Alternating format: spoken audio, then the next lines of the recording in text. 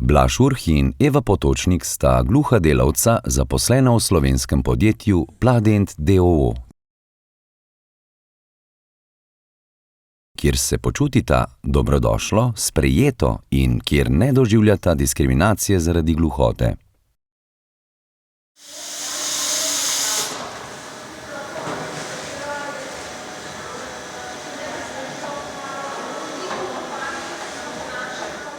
Naše podjetje je družinsko podjetje. Naslednje leto bomo praznovali že 30 let, odkar obstajamo pod tem imenom. Mi se ukvarjamo z obdelavo dvostranskih in enostranskih lepilnih trakov, penastih materialov in pa z vakuumiranjem različnih izdelkov. Podjetje počasi raste, pokazala se je potreba po novem kadru. Prej smo se večinoma obračali na Zavod za zaposlovanje, potem pa smo prek zvez zvedeli za agencije, ki se ukvarjajo z zaposlitveno rehabilitacijo. Zato smo se odločili, da povabimo na razgovor Blaža in Evo. Začel sem tako, da sem se prijavil na usposabljanje preko Racia, potem pa so mi ponudili delovno mesto in seveda sem to z veseljem vzel, sprejel, prišel na razgovor. Nisem bil pa sam gluh, bila je pa še ena gluha oseba. In moram reči, da so me v tej firmi lepo sprejeli, razkazali prostore, delovna mesta. In seveda smo se pogovarjali, kako bomo delali oziroma kako se bom lahko sporazumeval s sodelavci in kako bo pač celo delo potekalo naprej. Moram povedati, na začetku, ko sem prišel, me je bilo strah zaradi nepoznavanja dela in pa sodelavcev, ker ne vem, kako bom vzpostavil komunikacijo. Vsak dan, počasi sem se navajal in videl, da pravzaprav ni hudo, da so odnosi lepi, dobri, da so prijazni sodelavci.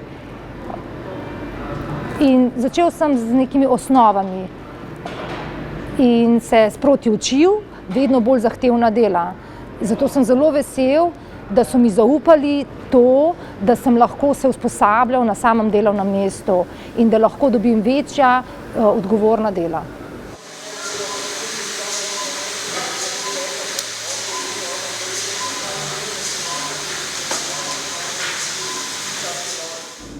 Moram reči, da sem tukaj zelo zadovoljna. Zakaj? Pravzaprav zaradi tega, ker ne čutim, da sem nekako podrejena. Imam dobre sodelavce, smo enakopravni, je to družinsko podjetje in res so vsi prijazni. To se res pozna, lepo sodelujemo in tukaj sem seveda zadovoljna zato, ker imam dovolj prostora, imam mir, se počutim varno, nobenega stresa ne čutim tukaj, nobene jeze, nič, pač delam različna dela na različnih delovnih področjih in je res to svoboda, tako da res se počutim varno in brez neke diskriminacije. Komunikacija pa vidim, da ni ovira, res se ujamemo skupaj. Tukaj nas je 20 sodelavcev in se res odlično razumemo.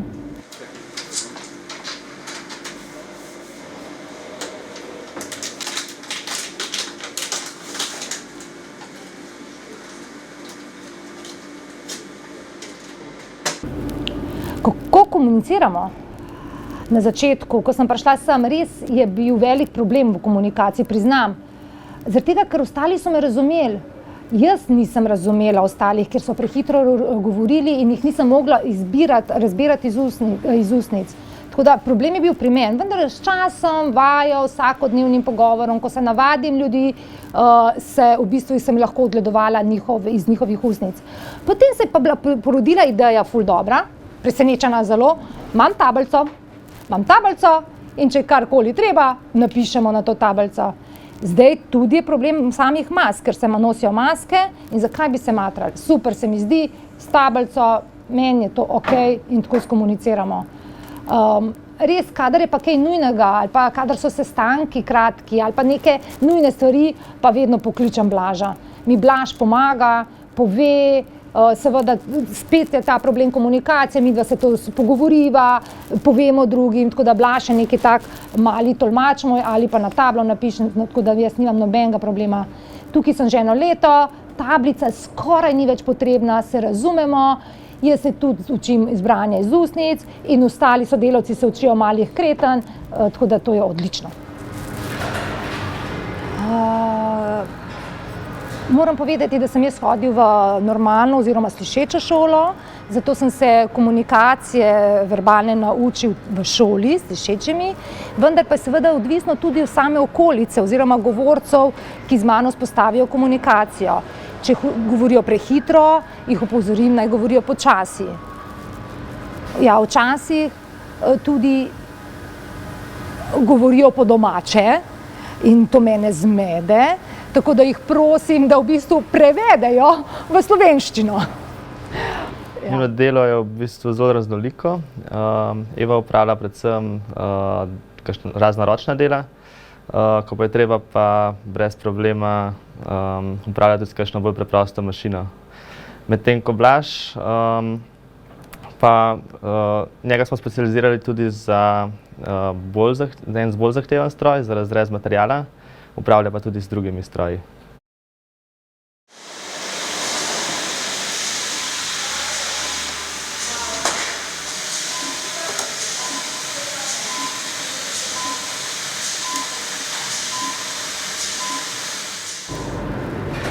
Rezalnik.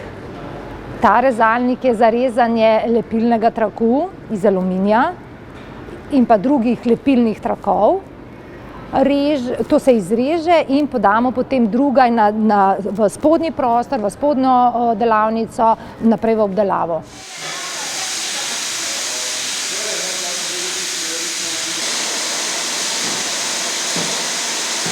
Na začetku je bilo mogoče malo problemov, zaradi tega, ker mora tudi kakšno stvar slišati, ampak potem se je on navadil, tako da pač časovno ve, koliko časa mora napihovati recimo val in tako da zdaj mu gre super. Slišeči lahko veliko govorijo in lahko sproti, ko se pogovarjajo in delajo. To lahko naredijo.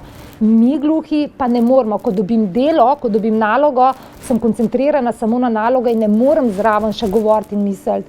In v tem pogledu, če gledam, a smo gluhi in slišeči enakovredni, težko to rečem. Po mojem, da smo, imamo pa različno pot dela. Znamo isto delati, vsi delamo in skupaj si pomagamo. Na začetku smo imeli majčkeno težav, tako da v smislu, da smo se kaj narobe razumeli, potem pa smo tiste bolj pomembne stvari si začeli zapisovati. Drugače pa še vseeno večina komunikacije poteka z kretnjami in z branjem iz ustnic. Eva in Blaž sta nas naučila tudi nekaj kretanj, zdaj konkretno Eva me je naučila nalepiti. Hvala. Od začetka. Kako si? Pri samem zaposlovanju gluhih delavcev smo imeli zelo dobro podporo agencije, ki se s tem ukvarja. Potem smo oproščeni plačila določenih prispevkov. Pripadajo nam tolmači in v bistvu vse te stvari tudi mi koristimo, zato da predvsem tolmače, zato da še izboljšamo nivo komunikacije, kolikor ga že tako imamo. Tolmače pokličemo vsakič, kadar imamo ali izobraževanja, ki so namenjena vsem zaposlenim hkrati, ali kolegijom, ki so namenjena vsem zaposlenim hkrati, kot tudi če v primeru, da bi letnih razgovorov in podobnih stvari, kjer je zelo pomembno, da se res dobro razumemo. Z njihovim delom smo zelo zadovoljni in upam, da bomo sodelovali tudi še naprej. Vsekakor pa priporočam vsem, ki se še odločajo, ali bi zaposlili ali ne bi zaposlili gluhe delavce, da se za to odločijo, ker naša izkušnja je zares pozitivna.